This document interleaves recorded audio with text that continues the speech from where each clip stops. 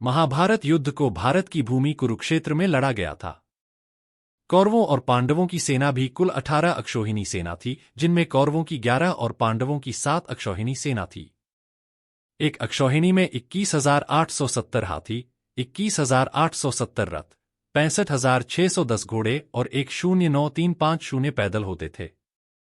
इस युद्ध के प्रमुख सूत्रधार भी 18 थे। इस युद्ध में कुल 18 योद्धा ही जीवित बचे थे। महाभारत के युद्ध के पश्चात कौरवों की तरफ से 3 और पांडवों की तरफ से 15 यानी कुल 18 योद्धा ही जीवित बचे थे। पांडव पक्ष के योद्धा, पांडव पक्ष के विराट और विराट के पुत्र उत्तर, शंख और श्वेत, सात्यकी के 10 पुत्र, अर्जुन पुत्र इरावान, द्रुपद, द्रौपदी के 5 पुत्र, धृष्टद्युम्न, शिखंडी आदि नहीं बचे थे। कौरव पक्ष के योद्धा, महाभारत युद्ध में एकमात्र जीवित बचा कौरव युयुत्सु था। युधिष्ठिर ने युद्ध के मैदान में ही सभी योद्धाओं का अंतिम क्रियाकर्म करवाया था। कौरव पक्ष के कलिंगराज भानुमान, केतुमान, अन्य कलिंगवीर, प्राच्य, सौवीर, क्षुद्रक और मालव वीर आदि सभी मारे गए। लाखों लोगों के मारे जाने के बाद लगभग 24,165 कौरव सैनिक लापता हो गए थे। महाभारत युद्ध की समाप्ति के बाद कृतवर्मा, कृपाचार्य, युयुत्सु, अश्वत्थामा, युधिष्ठिर, अर्जुन, भीम, नकुल, सहदेव, श्री कृष्ण, सात्यकी आदि जीवित बचे थे। इसके अलावा धृतराष्ट्र, द्रौपदी, गांधारी, विदुर, संजय, बलराम, श्री कृष्ण की पत्नियां आदि भी जीवित थे। इस युद्ध के प्रमुख सूत्रधार 18 थे, जिनके नाम इस प्रकार हैं: धृतराष्ट्र, दुर्योधन, दुशासन, कर्ण, शकुनी, भीष्म, द्रोण, कृपाचार्य, अश्वत्थामा, कृतवर्मा, श्री कृष्ण, युधिष्ठिर, भीम, अर्जुन, नकुल, सहदेव, द्रौपदी एवं विदुर। कृपाचार्य, महाभारत के युद्ध में कृपाचार्य बच गए थे, क्योंकि उन्हें चिरंजीवी रहने का वरदान था। कृपाचार्य अश्वत्थामा के मामा और कौरवों के कुलगुरु थे। महाभारत युद्ध में कृपाचार्य कौरवों की ओर से सक्रिय थे। वे आज भी जीवित हैं। कृतवर्मा यादव थे और यह भोजराज हृदिक के पुत्र तथा कौरव पक्ष के अतिरथी योद्धा थे। मथुरा पर आक्रमण के समय श्री कृष्ण ने कृतवर्मा को पूर्वी द्वार की रक्षा का भार सौंपा था। कृतवर्मा ने बाण के मंत्री कुंभकर्ण को हराया था।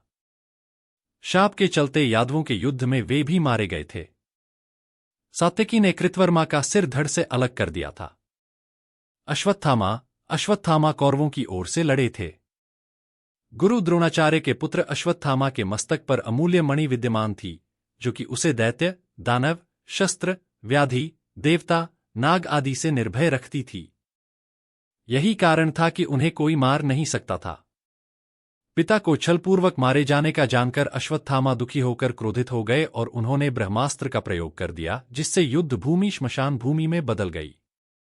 यह देख कृष्ण ने उन्हें 3,000 वर्षों तक कोड़ी के रूप में जीवित रहने का शाप दे डाला। युयुत्सु, महाराज धृतराष्ट्र के एक पुत्र युयुत्सु ने पांडवों की ओर से लड़ाई की थी। महाभारत महाकाव्य में युयुत्सु राजा धृतराष्ट्र के वैश्य दासी महिला से उत्पन्न पुत्र थे। माना जाता है कि युयुत्सु के वंशज आज भी मौजूद हैं।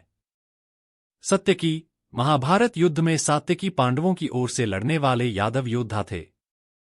सात्यकी ने कौरवों के अनेक उच्च कोटि के योद्धाओं को मार डाला, जिनमें से प्रमुख जलसंधि, त्रिगर्तों की गजसेना, सुदर्शन, म्लेच्छों की सेना, भूरिश्रवा, कर्णपुत्र प्रसन थे। सात्यकी ने यादवों के झगड़े में कृतवर्मा का सिर काट दिया था और वे भी मारे गए थे। कृष्ण यदुवंश का नाश, कुछ यादव युद्ध में और बाद में गांधारी के शाप के चलते आपसी युद्ध में मारे गए।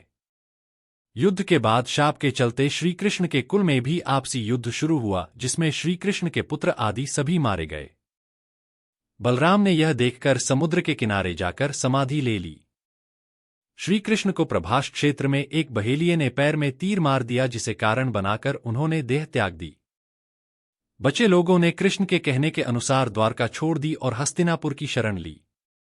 यादवों और उनके भोज्य गणराज्यों का अंत होते ही कृष्ण की बसाई द्वारका सागर में डूब गई। बच गए योद्धा।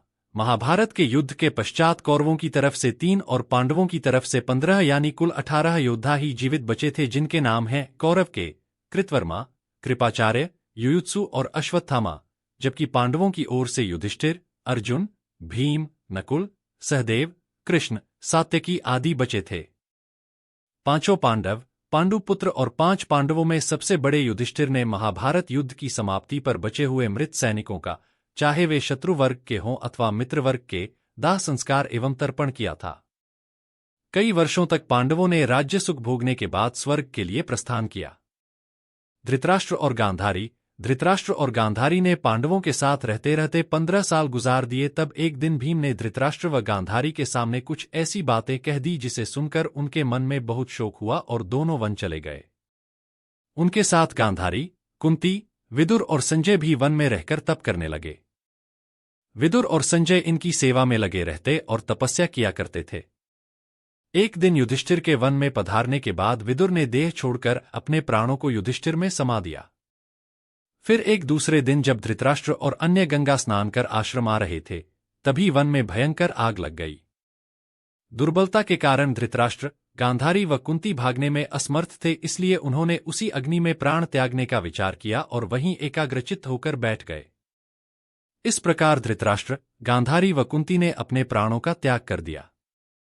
संजय ने यह बात तपस्वियों को बताई और वे स्वयं हिमालय पर तपस्या करने चले गए। धृतराष्ट्र, गांधारी व कुंती की मृत्यु का समाचार जब महल में फैला तो हाहाकार मच गया। तब देवर्षि नारद ने उन्हें धैर्य बंधाया। युधिष्ठिर ने विधिपूर्वक सभी का श्राद्ध कर्म करवाया और दान दक्षिणा देकर उनकी आत्मा की शांति के लिए संस्कार किए।